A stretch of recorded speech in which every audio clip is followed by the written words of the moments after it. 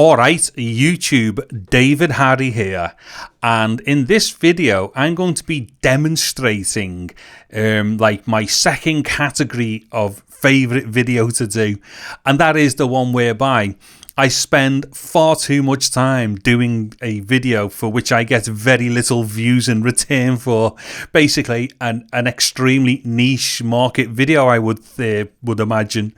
Anyways, yeah, so what I'm going to do in this video is demonstrate this microphone that I've put together. On the screen right now, and also in the description to this video, there will be a link taking you to another video which shows how I went about putting this microphone together. Now, what I'm going to do in this video, which is kind of like the second video of the range of two, the build video, which is the other one, and then this, which is the demonstration of the microphone, I'm literally just going to talk and go through the whys and what fors. So this will explain the reasoning and such for the microphone, and also give us a very clear indication as to how it sounds. So this microphone is an omni-directional vlogging mic, or an omni-directional podcast mic, whatever you want to call it. Basically, whatever you do in this position where the microphone is quite close to you like this, but very specifically omni-directional. Get more into that in a second. Also as well, this microphone is basically plug-in power. It's not even phantom power. So one of the other stipulations for this mic, other than it being omni, it had to be plug-in power. And the reason for that is because most people don't use phantom power units, or they don't use preamps with phantom power and stuff. Most people that are going to be using microphones and all that, they're going to be using, say, DSLRs, video cameras, GoPros, recording devices like Zoom recorders, things like that. Or even computers, iPads, Android devices. Now, all of these things are capable of sending plug-in power to a plugged-in microphone that requires that type of power, as opposed to phantom power. So, like I say, this is a plug-in power type microphone. Now, what it is, I've constructed this microphone from two parts, basically, which cost me a whole £20, right? So the microphone itself, which is something that I've done in a couple of other videos or shown it, this is a BM800. Hold on. Yeah, it's a BM800. So typically just one of those mass-produced Chinese microphones that say BM800 on it. And I've literally ripped its guts out and then wired the socket, the XLR socket, straight to a capsule at the end as well.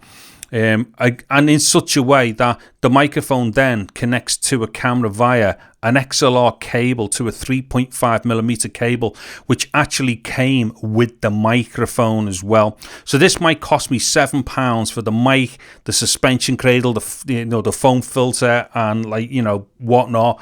Not the stand, but everything else. So £7 for that, and £13 or just under £13 for the capsule that's in it as well, like say Omni capsule.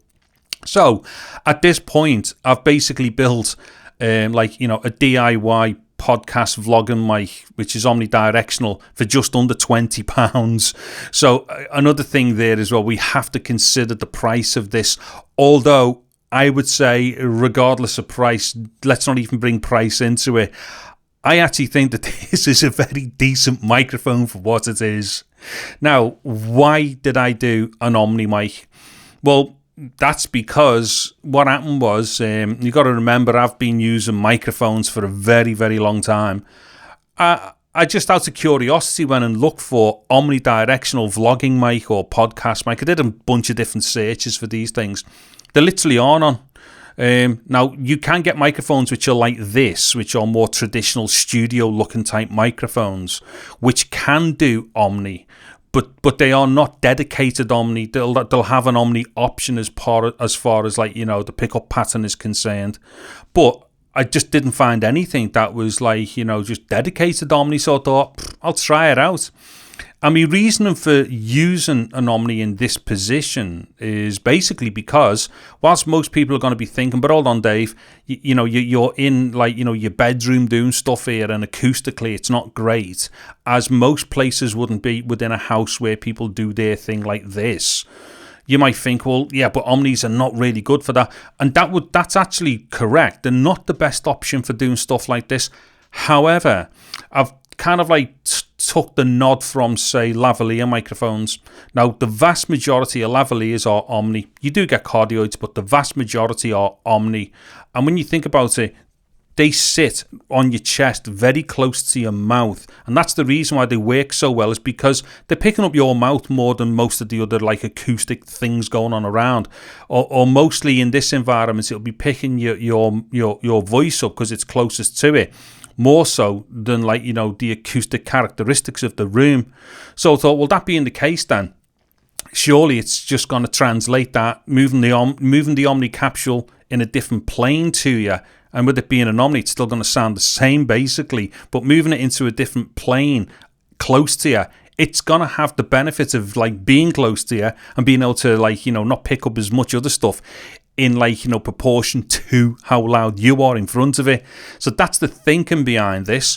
And also because in general, especially at the cheaper end of the scale, Omni capsules tend to be better than cardioids as far as the tone is concerned and stuff. So you tend to get more of an even tone, dare to say a bit richer as well. And that's not richer because they boost any frequencies. It's just because quite often, like a cardioid, without getting too bogged down with this, a cardioid can sometimes sound a bit more restricted as well, because there will be certain frequencies within the human audible frequency range which may go a little bit missing on a cardioid, whereas with an Omni you'll tend to get a lot more of an even spread across the frequency range that we can hear. So that's another reason why Omnis can actually be really good for doing dialogue as well, because of that. Now, the other thing as well, bass proximity.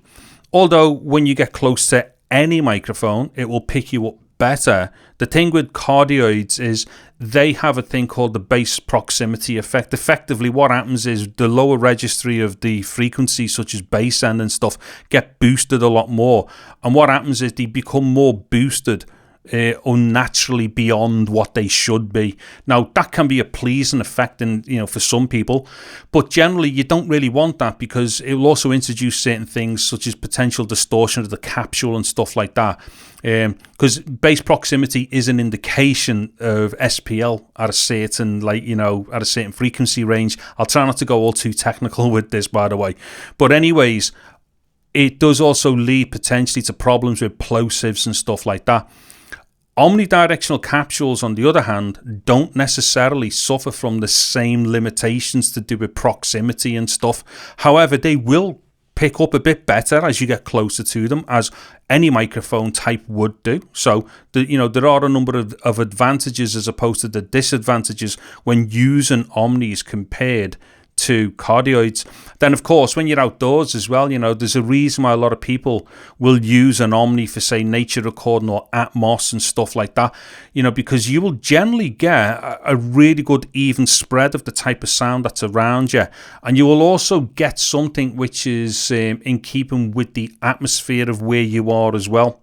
However, in this position, that's not what we want.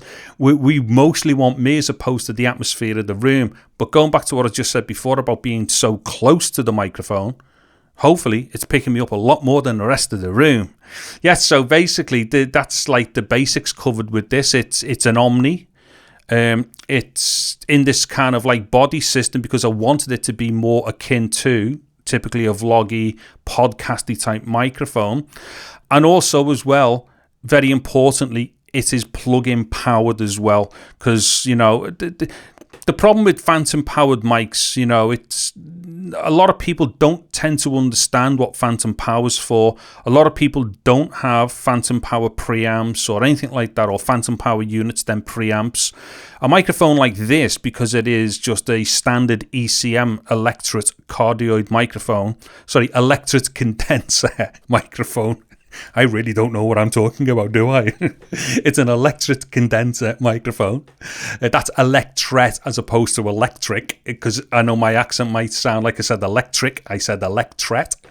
Right, the thing is with a microphone like this, it will run off very low power, so doesn't require, you know, phantom power and stuff. And indeed, you can't feed this phantom power. So what I've done is the XLR cable that comes with this, the XLR end just goes into the mic, and then the other end, which is 3.5 millimeter, which, like I said, this is the cable that comes with the mic, just goes straight into the camcorder. And that could be a DSLR, a GoPro, anything that, you know, takes a 3.5 millimeter mic input, which also sends out that tiny voltage for doing plug-in power. So overall, it's a microphone of convenience, shall we say. So you don't have to be like all like, you know, worrying about phantom power and stuff like that. You know, you might just want to set this up dead quick with the GoPro or with a AX100, which is what I've got it on right now. I mean, fair enough, you've got to build it first, obviously, and maybe this is just proof of concept, but I think this whole thing works really well for what it is. Okay, so a couple of things that I should be testing here, I think. Let's just test its off-axis response. Oh, the other thing as well here, the way I've built this, I'm using this microphone. Some people might actually be watching this going, oh, hold on a minute, Dave, you're using this as an end address mic. This mic originally is a side address. Well, basically what I've done here, I've repositioned the capsule to point up the tube up here, which then turns it into, like, you know, an end address. So I'm addressing it from the end as opposed to side address from the side. And I will get to I will show the reason why that is in a second, because as an end address microphone, it's a bit easier to position, as hopefully we can see here. You can position it up. In fact, when I reposition it in a second, it'll show you the reason why this is a better position to be able to address the microphone. And also as well, it's debatable because a lot of people will go on about the way Omni capsules are the Omni, so they should, like, you know, they pick up all around. Well, that is true. Omni capsules do pick up in, like, you know, a 360-degree spherical pattern. However, that's the pickup. That's like the amplitude or the volume. But what does happen, though, you will get differences in the tone as you move around an Omni microphone. So whilst it doesn't drop off tons from behind the way, say, a cardioid would, the tone can and does change. The more expensive microphones, and there are various ways of creating an Omni mic as well. You can even do this with more than one capsule as well. But rather than getting into all that, we're just dealing with something which is simple like this. A low-end capsule will drop off its tone. So there's two things I'm going to show you right now. That is the tonal difference and also the positioning between, like, end address and side address. So give me one moment whilst I change the position of the microphone. Okay, so I've changed the position now, so I'm coming into the mic from the side. Now, two things here. One, what we're testing for right now is the pickup after I've changed the position of the mic. So although I'm coming at it typically what would be called 90 degrees from the axis that I was in, because it's an Omni, you know, we're going to be thinking here, yeah, well, it shouldn't change that much. Well, what we're probably noticing here is that the level hasn't changed that much. However, the tone will have changed slightly. So there is an advantage to talking to an Omni capsule from the front, or from its most optimal, like, polar pattern, as it were, although it doesn't necessarily have a polar pattern as such. But there will be a direction that an Omni will favour for tone. So that's why I changed it to, like, you know, end address as opposed to side address. So in the side address position, yes, the level will still be there. However, the tone will definitely have changed. Now, you may not notice this so much if you're listening, say, on like a smartphone or a tablet, or, like, you know, speakers on, say, a laptop and stuff like that. However, if you're on, like, decent monitors or decent headphones and stuff, you definitely will have heard the difference in the tone. But the other thing as well, as we can now see, with this being in this side address position, the microphone's all up in me face more, and, like, there's more metal work up here and stuff like that. So this again was another reason why I wanted to change this to an end address, because for this type of stuff, I just find it far better to have the microphone coming in from underneath. And obviously to get as close as you can to it without, like, wrecking the sound or distorting it and whatnot. Coming up from the bottom gives you more of the frame left if this is the position you're trying to go for, you know, with the mic obviously in shot, whereas right now, you know, everything is all up here and in me face and stuff like that. Anyway, what it is, even if I travel right around the microphone, we're going to get pretty much this sound. So this would be the difference between the sound coming in from the front, where I've got the mic pointing or the capsule pointing, compared to what it's going to be right round here around the edge. What I'm going to do now is try and reposition the microphone so I can come at it from behind. Okay, so this position here is about the best I can get to come at it from behind. Now, I've got to be careful and be fair not to be like too far away from where the position of the capsule is compared to when it was at the front and the sides here. So hopefully I'm pretty much the same distance I was from the side and the front. But this time, obviously, coming from behind. Now, once again, what we should notice here is the levels still should be fairly decent. It may have dropped off a little bit, but not huge, and most certainly not dropped off the way a cardioid would. But what we should really have noticed again is another change in the tone. Once again, you probably will only notice these slight differences if you're listening on decent headphones or on, you know, monitors, proper speakers and stuff like that. But nonetheless, you know, this will give us an idea that yes, it is an Omni. It will pick up from all around, but as we will have heard, there are differences in like the tonal characteristics depending upon the position of the capsule to wherever the sound source is coming from. Okay, so what I'm going to do now is just get this all like fixed back around to the original front position. Okay, so back to the front position, and I think we can see immediately what I was talking about to do with like all the stuff in the frame, because right now, I know the microphone's obviously right in shot, but this would be typical for this podcasty type thing, but it's just all the metal work, the way this is all like now low into the frame, and we're getting back a bit more of the frame and stuff like that. Again, personal choice maybe with this stuff, but I would rather have the least amount of clutter into the frame itself with these things. Now I'm just going to test as well to see about like how much noise that we're going to get, like acoustic transference and stuff like that. So let me just tap on the table a bit. Oh, you might hear a Hoover going on in the background somewhere as well here. Right, hold on. So that's me tapping on the table there, and what it is, the actual scissor stand here is connected straight to the table, so there's that. Now let me just test the scissor stand now. So the base of the stand, I mean, we are going to be hearing that, do you know what I mean? Because I'm proper, like, I'm not messing around, I am hitting it. But how bad is it? Now, let me start moving closer to the microphone with the stand. You can see the stand moving, you can see how much I'm hitting it. So, I'm really, I'm being as destructive as I can here to this take, right? And I mean, look at this, I'm fiddling with the mic and everything now.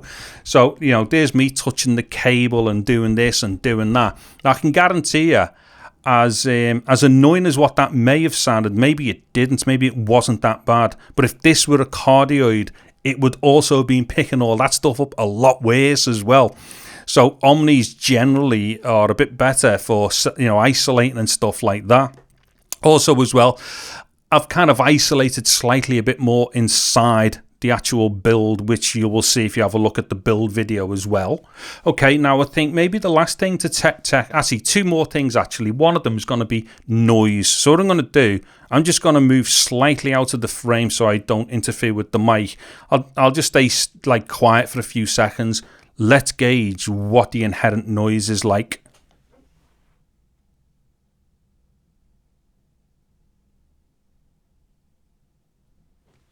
Okay, now there are household noises going on here and stuff, and I think just outside there's radiator noise and stuff and whatnot. But yeah, for the best part, what we should have heard there is like a serious lack of hiss and noise and stuff like that, because this particular capsule that I'm using for this, it just happens to have like really good noise floor and stuff like that.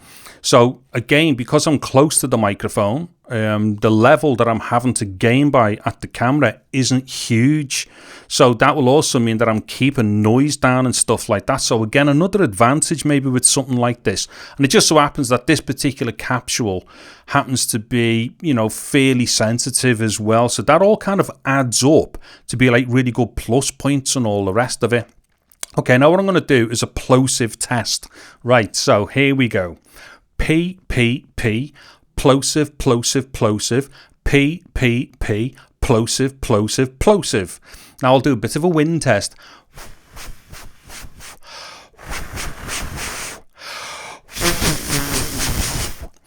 Okay, now on both accounts there, I'm going to hazard the guess that the plosive and the wind wasn't that bad.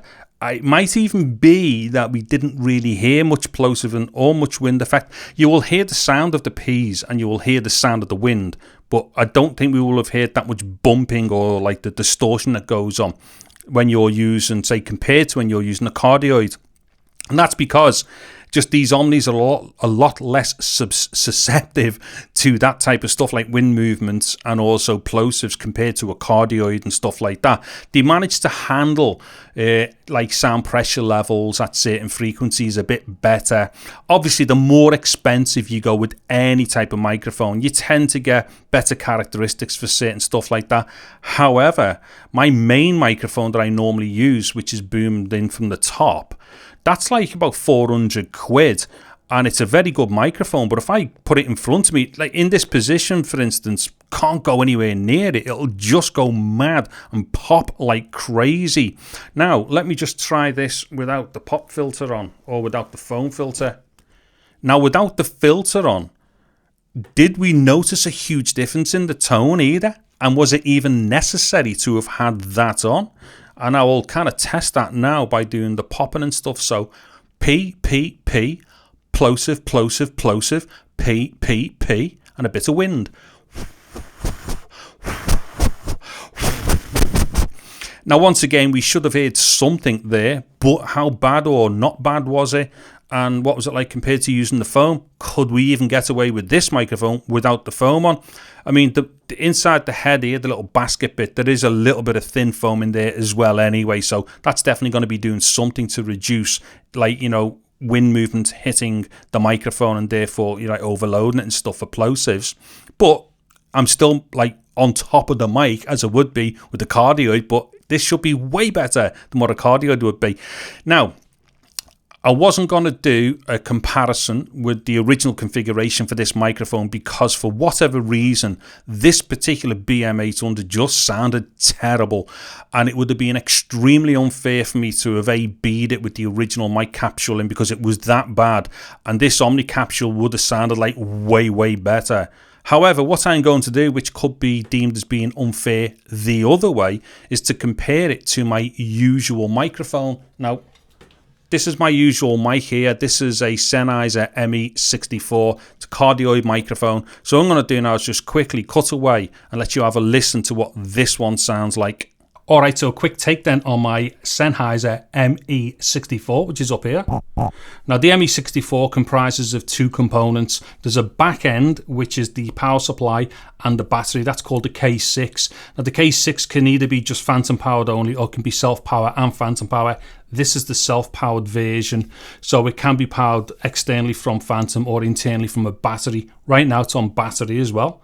Also as well, I'm surmising that because it's a 1.5 volt battery, that this is an ECM. I can't see this being a true condenser because I can't see moving 1.5 volts right up to the 48 would effectively power the capsule if it were a true condenser, because I think it's actually, is it more about the voltage or the current? That's something that I'll have to look into, but I'm not too sure if this will be strong enough on either the current or the voltage side or a combination of both to actually be used as a powerful source for a condenser type. And by true condenser, what I mean is true condenser is just a condenser microphone which is externally biased or externally powered for the charge on the actual capsule, whereas an ECM has a permanently polarized capsule on it. So because of that, the backplate's permanently polarized. It doesn't need as much voltage to actually run the circuitry to run the microphone itself. And of course, obviously, there's a built-in FET as well for a lot of these ECMs to make them even smaller as well. So very convenient microphones they are. Anyways, David, shut up, get on and get back to the other microphone. This was just meant to be a quick take so that we could give people an idea of what the ME64 sounds like, because it is a very good microphone. Anyway, let me get back to this pink thing here.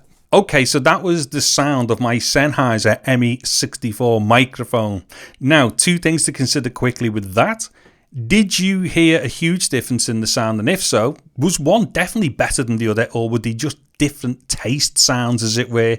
But the second thing to proper consider here is that ME64 is close to £400. This mic here cost me 20. So if you did hear a huge difference, for instance, and if you did think that the Sennheiser did sound much better, did it sound £380 more better though? This is what you got to start considering with these things as well, because most people are not going to go running out and spend £400 on any microphone, let alone one just for doing this type of stuff indoors for YouTube. Anyways, I think I've probably done everything I need to do with this video. So don't forget, there is the build video. Go and check that out if you're into such things, and let me know in the comments what you think of all this. And wow, did the mic sound, was it worth me building it? Anyways, I'm David Harry. Thank you very much for watching this video. Take care and goodbye now.